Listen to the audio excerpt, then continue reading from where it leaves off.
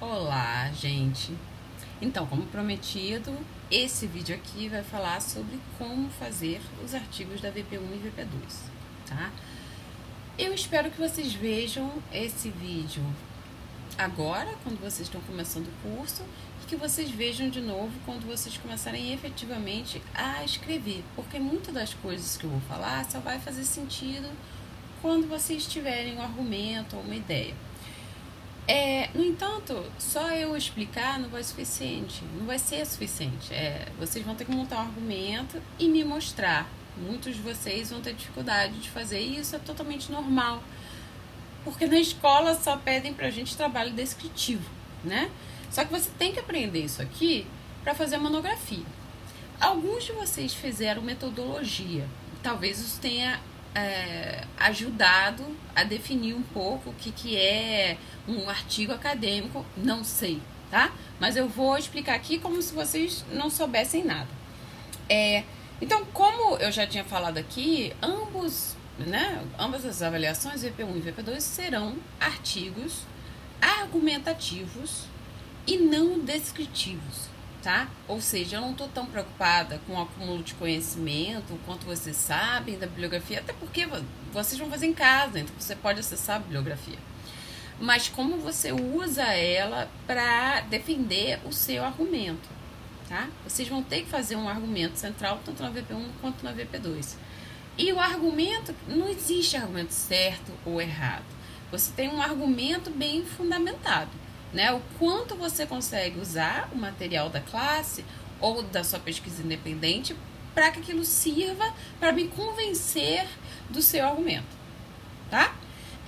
Então, só relembrando, 3 a 5 páginas, eu sou super flexível com o número de páginas, eu estou mais preocupada com como você defende seu argumento. Muitas vezes mais páginas só está mostrando que você está fazendo uma descrição que não é necessária, então sempre fica atento a isso.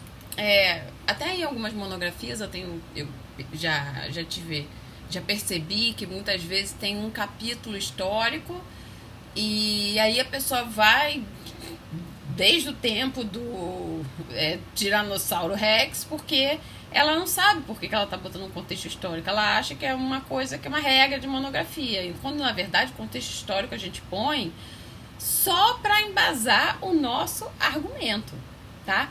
Tudo que está no artigo, tudo que está na sua monografia é para embasar o argumento que você fez na introdução, tá?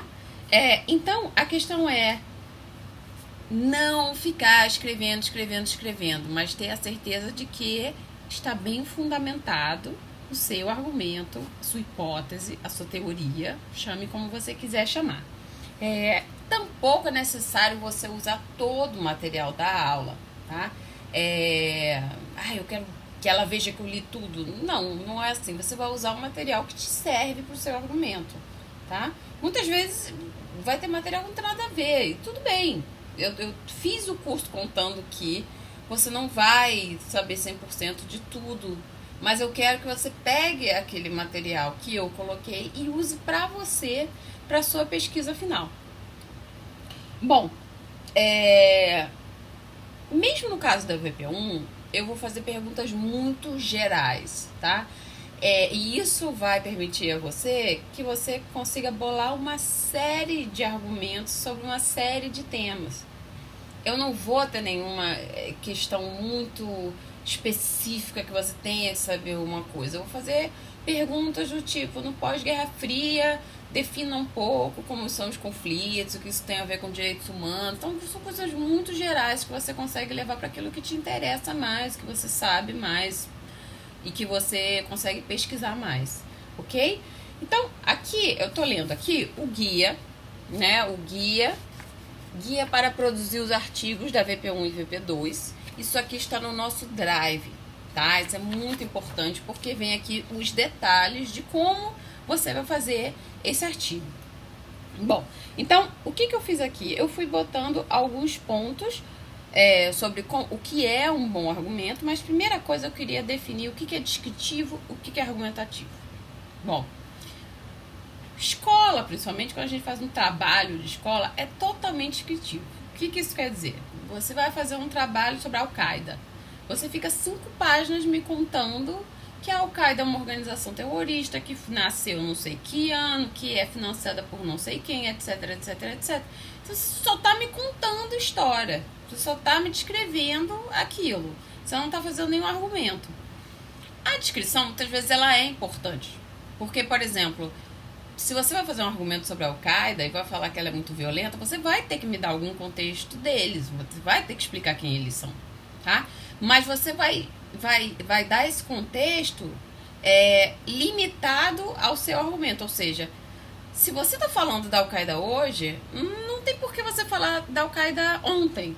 A não ser que você esteja dizendo que eles estão mais violentos hoje. Então você teria que falar sobre eles 10 anos atrás, quando eles eram menos violentos. Entende? Então é o seu argumento que leva ao quanto você vai ter de descrição. Descrição é só contar de história. Sem opinião. É só você falar como uma coisa é, tá? Eu não quero isso, eu quero que você tenha um argumento. O que é um argumentativo? É você dar a sua opinião, mas embasada. Então, uma opinião é o seguinte. A Al-Qaeda é a organização mais violenta que existe porque X, Y, Z. Tá? Entenderam isso? Não basta você falar a Al-Qaeda é a organização mais violenta que tem. Isso é uma opinião que não tem base, não tem fundamento. Então você tem que me dar evidências para que eu consiga ser convencida do seu argumento.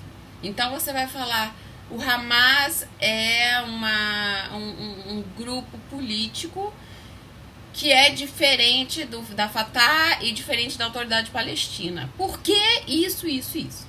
Esse isso não quer dizer que você, quanto mais razões tiver e mais evidências tiver, mais você vai me convencer. Não funciona assim. Eu aconselho vocês a pegarem no máximo 3 motivos ou 3 critérios ou evidências e vocês fundamentarem bem essas 3 evidências. Porque, por exemplo, se eu vou falar os Estados Unidos são o país mais agressivo do sistema internacional. Porque isso. E esse porquê também pode ser como é visto nesse caso, esse caso. Pode ser casos também que você vai mostrando. É muito mais efetivo você pegar 3 casos e você me mostrar bem os detalhes desses 3 casos do que você citar 15 casos. É claro que você pode falar assim, existem inúmeros casos que mostram isso. Eu escolhi esses 3 casos, mas existem outros, bota numa nota de rodapé, que aí você mostra que você sabe todos, mas que você escolheu só 3, tá? Então, não tem a ver com a quantidade de evidência que você vai me dar. Para vocês, eu acho que é ideal vocês terem uns 4 argumentos no máximo, tá? De convencimento. Então, ficou claro o que é argumentativo, o que é descritivo? O argumentativo tem um argumento, uma opinião, seja ela qual for, e o que importa é quão embasado você está. De novo, não adianta só você falar a política externa brasileira hoje é pior do que a de ontem. A política externa brasileira hoje é enfraquecida. O Brasil é visto com vergonha pelos outros países. Não, isso não é suficiente. Você tem que falar por que XYZ ou como visto nos casos 1, 2, 3. Tá? Tem que ter a evidência.